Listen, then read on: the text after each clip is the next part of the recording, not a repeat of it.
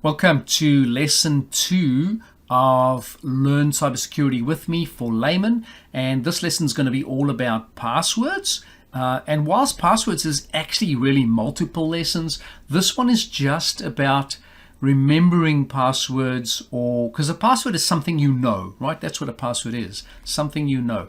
The problem is that how do you select a password that's easy to remember but hard to guess? Now, there are numerous things you could do. You could use, say, for instance, this site I have right here, DinoPass.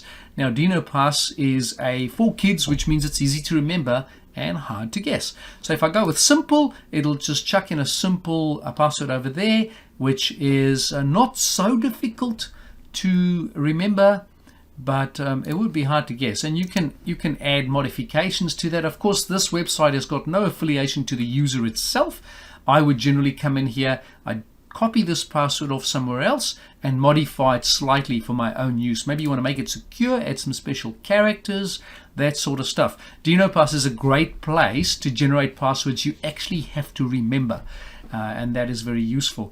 In a different lesson, we'll talk about the storage of passwords, or if you have multiple passwords that you're trying to keep track of, what's the best way to do that? Password management.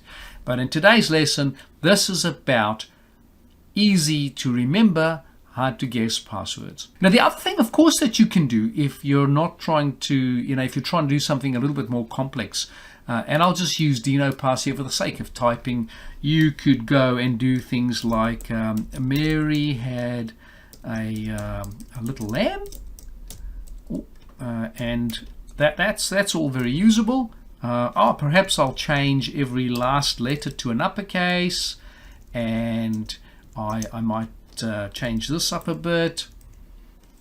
And as I said, so you can make this as complicated or as easy as you want. In the end, if I look at that, I could change all the A's to ats, except for that one. So my rule is any A's within a word is an at. Done. All right, there you go.